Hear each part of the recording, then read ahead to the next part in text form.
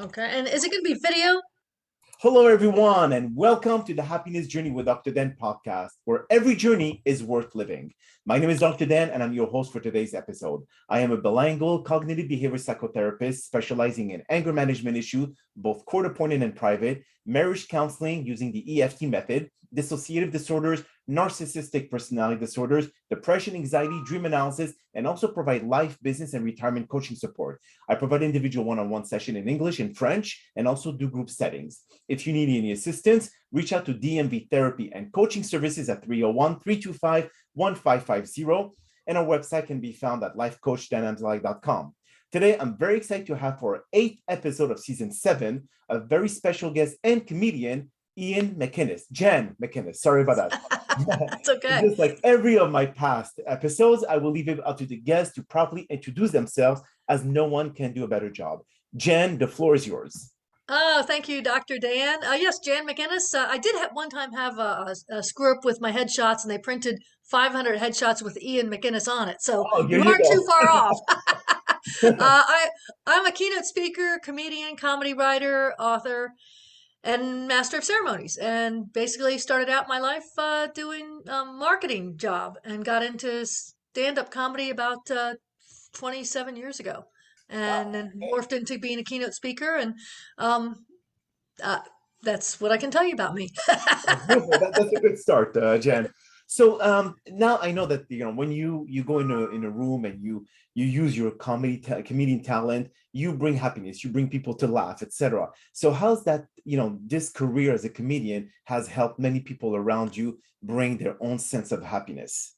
Well, I think one of the best benefits of humor in general is that it changes the energy. It just changes stressful. And I go around the country now talking and sharing keynotes with businesses, corporations, associations on how to use humor in business, because it really is a business skill as well as a personal skill. We have tense situations, and if you can toss out a little bit of humor, changes the energy, lets people work a little easier through the situation. If you don't find a way to change that tense energy, you got to work with it, and it's very hard to do. I had one of my somebody in my audience a few years ago mention that he said he was with a healthcare group and they were going to have a department-wide staff meeting, and he said everyone was coming in ready to kill each other. And he used one of my tech tips and changed the energy. And he said it was one of the most productive meetings they've had. So I think that's one of the best benefits. Great way to make yourself approachable too. We want to feel people can talk to someone who's been joking around a little bit and using humor. So it kind of puts people at ease and makes people feel like, oh, I want to hang out with this person. I want to talk with this person. So really great, lots of great benefits. So tell me, how do you approach your comedy talent when it's a business setting versus a social setting? Because obviously the type of joke that you're going to use are going to be different in nature. So how do you differentiate between both? Well, I have a little interview with each of my clients, and I find out a little bit about the industry and the organization. And certainly, when you're doing corporate humor, you have to be clean. I've always been a clean comedian anyway, so in the comedy clubs, that was never really an issue, and that's kind of what helped me move into corporate. I think people have a little bit of a concern that comedians, especially women, are going to be dirty or they're not going to be appropriate. But I've gotten some great comments. One woman said, "Yeah, I was worried a corporate comedian would be too sterilized for my taste," but she said, right on the line, it was perfect. So, um, I don't approach it too much differently than when I worked in comedy clubs, and in my personal life, because I've never been a raunchy, a shock comedian. I've always tried to find the real punchline, find the humor in the situation, pull out the ironies, and really point things out in a funny way, in a nice way. You can't be if you've got somebody in a corporate setting, somebody who's obnoxious or really drunk or something, you do have to rein back. You can't win. You Yeah. have to let them sort of, it might be the CEO. So, Yeah. so there's a little bit of difference there. You're not really in comedy clubs, you better win or you'll lose the respect of the audience. But in the corporate arena, not so much. Now, how do you include your comedy when you do corporate comedy? and to be able to kind of like alleviate the tension that people are, because I mean, we're talking about serious people in the corporate environment. They have a mission. Okay, how can we solve a problem? How can we deal with the different challenges that the company is facing? So when you add the irony or the sarcasm into it, that may offend people. So how do you avoid that? Well, good tips. Certainly, I give a few little rules to keep yourself out of trouble. Like, you're talking, you just want to change the energy in tense situations, not hostile. You're not, if people are hostile and hate you, you don't use humor. It's not funny. You also don't do it if you're really angry about the situation. It's very hard to be funny. Years ago, I was, gosh, this is when cell phones were just coming out big and there was no real rules. I was in doing it. This has to be 10 or 15 years ago, doing an event in Reno, Nevada, in a casino. And there were two shows. And the first show, halfway through, this guy answers his cell phone and starts to try to talk over me. Mhm. And I'm joking around, and finally, I just snapped, and Oh, I wow. started yelling, and I got him out of the showroom. It was very hard to get back into being funny. And I wrapped up that show, did a second show that went great because there was no cell phones. Next day, I'm walking across the casino floor, and there's a group, and they go, "Hey, there's our comedian. She was really funny." And I said, "Oh yeah, thanks. Which show did you see?" Yeah, Like this guy looks at me and he goes, "You know." Like, you saw the bad one. So certainly, you got to, you can't do it if you're really angry. If you're angry, if it's a hostile situation, and you're not in business, not trying to be a comedian and be belly laugh funny like a comedy club. You're just trying to get people to take a breath, relax, step back. People usually don't get mad at you in a corporate situation if you're trying to use a little humor. They usually appreciate that you're trying to lighten the situation up. Obviously, sex, drugs, rock and roll, and probably politics now don't touch unless that's going to be yeah. your angle. And they know ahead of time you're going to talk about it. Use your common sense and stay away from the hot topics that are going to divide the group. So do you use primarily observational comedy, like Seinfeld or Falco? I'm Or is it something? a little bit of that. I think most comedians, myself included, talk about the things that bother us. And for me, I do jokes about work and dieting and some general stuff and I don't have any kids myself, my nieces and nephews, and just kids in general, family stuff. So I think we talk about what bothers us on stage, and that's kind of where we get the humor. A lot when you start out, I think you start looking around the room and going, "Oh, that sign's funny and that's funny." But after a while, you kind of develop what you want to really focus on, and what your angle is and what your voice is going to be. And that's what they pay you for. They want to hear your voice. I see. Now, during your the peak of your career, did you get the crowd when you're doing stand-up comedy? Did you get the audience to participate in your comedy act, or was it primarily just pointing, "Oh, this I hate," or "This makes me feel uncomfortable," or whatever? I was never one of the comics that like to do what they call audience work, where you toss out there and start. Some comics are masters at it. Yes. I have set up punch jokes. I don't know if you're familiar with, Jay Leno, Rodney Dangerfield, those Yes. kind of set up punch. I do 3 or 4 jokes a minute. When I'm doing a comedy show, when I mix it in with my corporate stuff, I mix in the humor, but also some tips, and I show people where to find the humor. So there's a kind of a big mix between not 3 jokes a minute like I do in a comedy show. But yeah, you look around, you find things that bother you. Some observational, some sort of in your voice. Um, you know, Okay, well, but if let's say some of our listeners are like head of HR or whatever it is, and they want to be able to develop this skill. So, is there any like step one, step two, step three that you could give them an well, advice on how to? I would say start looking around. A couple things that comedians do to find the humor, because we're so used to going to the same job every day and the same routine and the same. We aren't paying attention. When I do a show, a comedy show, or when I do a keynote, first of all, I find out about the group, but I also kind of walk into the room and start looking around to pay attention to first of all, where are the ironies, where are the disconnects, the things that don't make sense. I did an event one time. It was the guy speaking ahead of me was Keith Ferrazzi, and he does a big thing on networking. And his title of his talk was "Never Eat Lunch Alone." Right after him on the agenda, lunch on your own. So there's lots of ironies in that. I'd say start looking around, And humor is a muscle. You got to practice it. You can't just decide I'm going to be funny today. Comedians have been doing this so long, we just know where to look. So, walk in the room. What's the temperature like? What's the lighting like? What's the, I did an event one time with they were giving out solar powered flashlights at the registration. Solar, really, they work really well in the sun. People aren't paying attention to the ironies and the disconnects, and that's really where the humor is when you get the chance to point that stuff out and kick it off with some humor. So did you use any impersonation as well? Or that was No. Well, you know what? Years ago, I was a Hillary Clinton impersonator, but I had to wear prosthetics and a wig and everything. That's a lot of work. So I don't. I'm just Jan. Um, wow, that's but I mean now when it comes to the concept of the purpose of being happy in your career. And I know that as comedian, there's always like trying to find a new gig and trying to find new material and trying to find this and that. So did that kind of like say, oh God, again, we're gonna have to change a complete routine? How did you always find to be happy and make other people happy? well, we don't change our act as much as you think. You don't really have to if you're doing different events.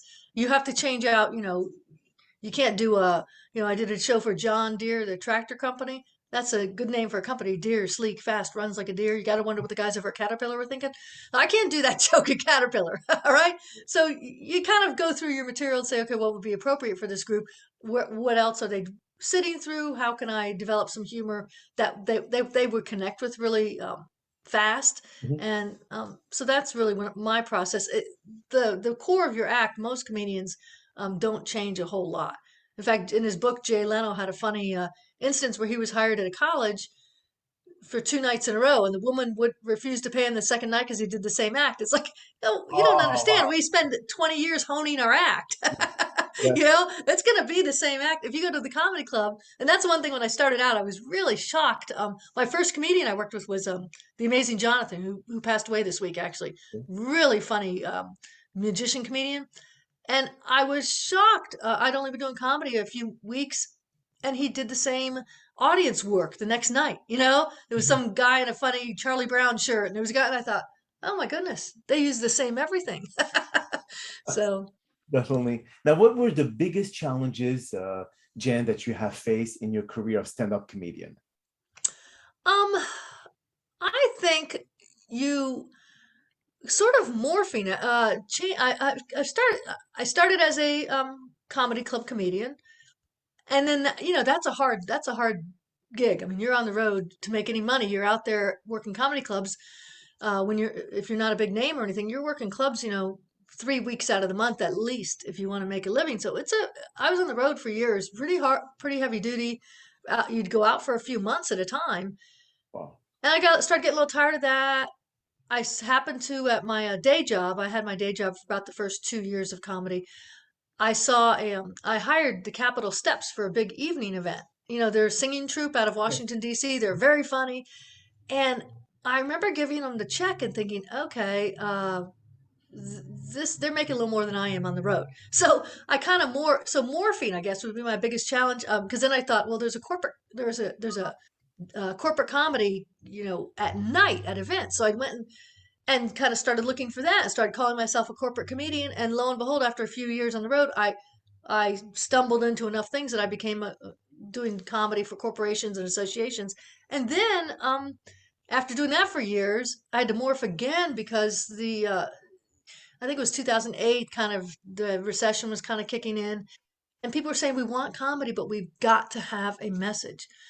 We have to write it off as a keynote message. So I developed my keynotes, finding the funny in change is my main one, and morphed into that. And then, of course, we all know what happened in 2000.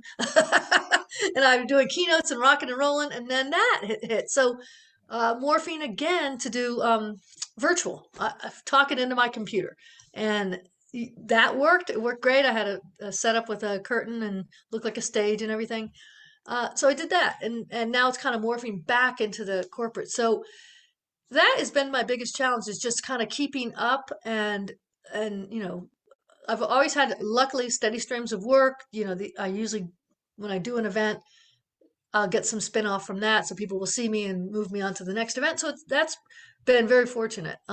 But the 2 year gap with the 2020 was hard for everyone, but it was just another thing to morph into. So it's a little exhausting if you want to, if you're a teacher and you want to make more money or move up the ladder, you have to become a principal. You have to get out of teaching. Well, that's sort of with any profession. As a comedian, unless you're going to be a big star, and it's very hard to be a big star, you're going to work the comedy clubs, great, but you're going to be stuck at that level. And if you want that, that's fine. But I always wanted kind of to.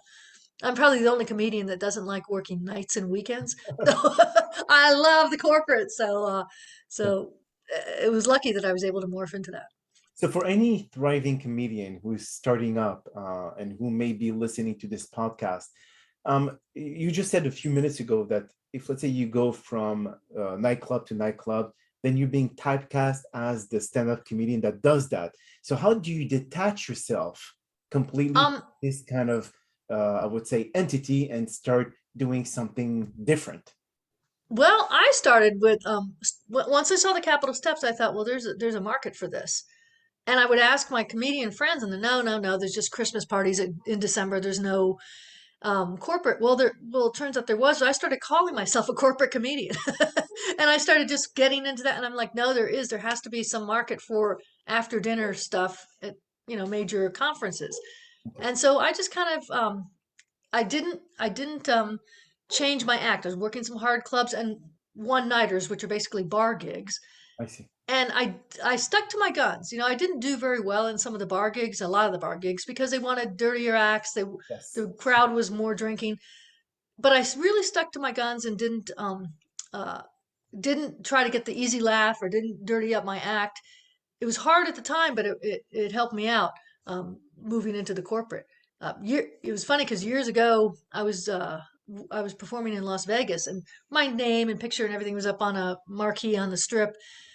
And I ran into a comedian friend that had started out with me, and he said he would always do really well at the one nighters. We had a dicier act and everything, and he said, "Wow, your picture's up on the strip." He goes, "I'm just here for vacation." He goes, "I can't work the strip comedy clubs because he said I started out saying I was never going to do any pot jokes.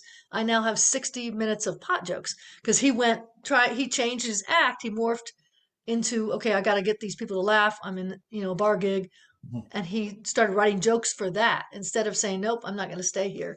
I'm going to move on." So it was an interesting So run if in. you look at the comedians from the past, I mean, from the 1980s, Andrew Dice Clay and all of those, is this kind of comedy can come back, this type of like rhyming comedy that we used to see before, which was extremely popular? Can that really have value anymore nowadays?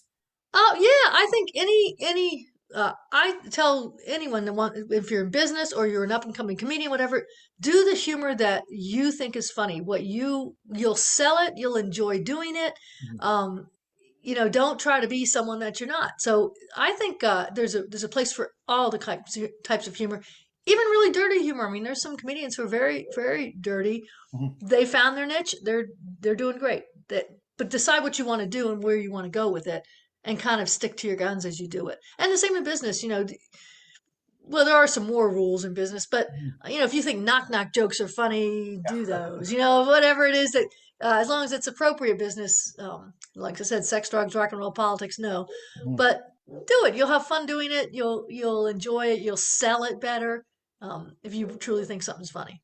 So do you think that there's gender preferences when it comes to sex content? So we'll see more women saying sex jokes versus men, or how does that separate? I think there's a perception that women are dirtier, but I don't see it. I can name dozens of women who have great acts and are not dirty.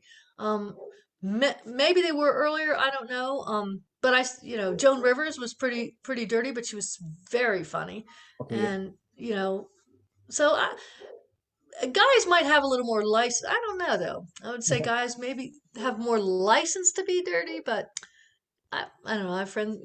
I know women who are dirty as well, and they're just as funny. So, Mhm. no, I think there's a perception women are dirtier, but I don't know that that's correct. Well, when you see like Eddie Murphy, which Mm. was really using profanity constantly, Chris Raw, Chris, Yeah, I think Rock? Was it Chris Rock? Chris Rock, but they all have jokes though. Like if you're dirty just to be dirty, no, that's not even funny. But Andrew Dice Clay had jokes. They have funny punchlines. Mhm. And that's the one rule, really. The one you gotta have a punchline. And if that's the way you are, if you're dirty or if you're whatever, or if you're in your face comedy like Andrew Dice Clay, do it, but have a punchline. Don't just get up there and, younger people starting out try to just be hip and, lace everything with the F word. And you might get a short laugh, but, you're not gonna, it's not really sustainable, I don't think, until you find your own rhythm. So do you think it's easier to write observational comedy than just punchline jokes? Is it because punchline you have to be creative versus observational, you have to just look at something. Okay, what am I observing there? Look at that shirt. Yeah. Exactly. Well, yeah, I guess I never thought of it like that. Punchline jokes are very hard because the punchline, especially if you're not going to use profanity and stuff, you really have to find what's funny and where the punchline is, and make sure it's written where people understand what the punchline, and you put enough information in the setup that people get it. Mhm. Observational, sure. There's comedians that's they're able to just get on stage and a lot of it on paper their jokes might not be funny, but it's them, Yes. getting up there Yeah. and I've had comedians come up and say, on paper your stuff is funnier than mine, but they sell it themselves, and if you steal their act, you're not going to be able to sell it like they do. Oh, that's a good point. Actually, you're right. People Now, are laughing because it's you and your character or whatever. They're not. Then you can, and all of us comedians get on stage. We have nights where you can say anything, and the crowd's just with you. yeah, Hey, look at the waiter, yeah, and also it because has to be the mood of the crowd because sometimes yeah, you could have a crowd that is a bit, kind of, I'm not in the mood to laugh kind of thing, and yeah, temper the whole evening. yeah, comedy club. Yeah, I can't make you laugh if you're not going to. I'd say most comedy clubs people are there to laugh, so usually they're pretty good. And the corporate crowds, I know a lot of comedians that are afraid of doing the corporate stuff because, they feel like it's more tight. Mhm. I think they really like, especially the keynotes, because I have so much humor intertwined in my keynotes, and it's such a nice relief from the heavy stuff. If it's a healthcare conference or Mhm. a financial conference, and groups certainly laugh differently. I've been in front of 500 accountants. Have you ever tried to make an accountant laugh? Oh, just If tell you them saw, 1 + 1 = 4. yeah, if you had Wow. walked in that room, you would have thought I was bombing. I knew I wasn't because I know that they laugh by going, "Oh, that's good." Uh-huh. And they were having a good time, but they just aren't, really vocal about it. Mhm. Afterwards, I picked up a couple of spin-offs and people were crowding around me and wanted my book and everything. So I knew I was doing well, but if you'd walked in, you thought, "Oh, poor Jan." It's bad up there. Now, when it comes to like, like we see a lot of people that wants to get into that industry, they want to be able to make people laugh because when they make people laugh, they make them happy, especially in after Yeah. pandemic, people being isolated for so many months and feeling depression, anxiety, and so on and so forth.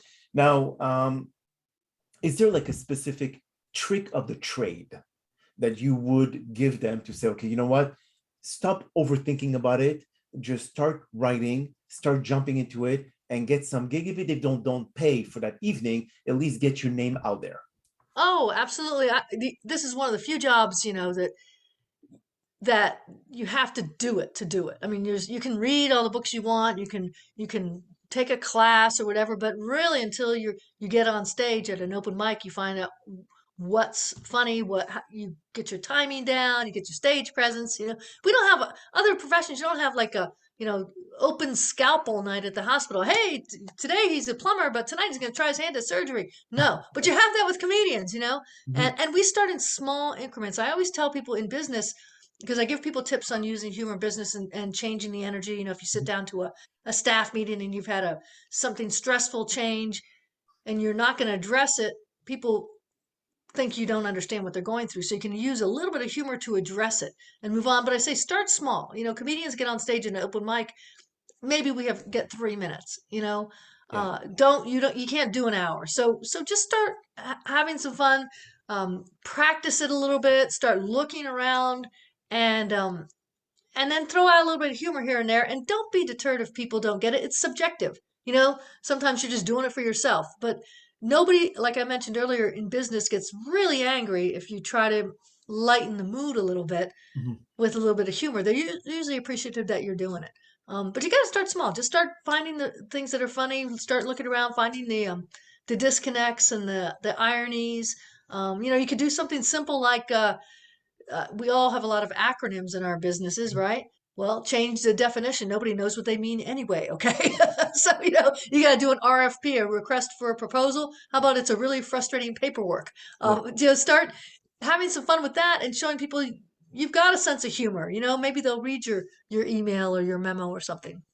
So when it comes to, because I know a lot of comedians are using, such as Sebastian Maniscalco, using their own personal story when they were young, That's and all that. Is that a fail-proof method to be able to get people to laugh, or is it something that he's unique in doing this? This is his forte, and because his story is kind of like very funny as well, his childhood. So can people like just venture into telling their own personal stories and make it funny? Sure, and it's a great way to connect with people if you start telling some humor from your background.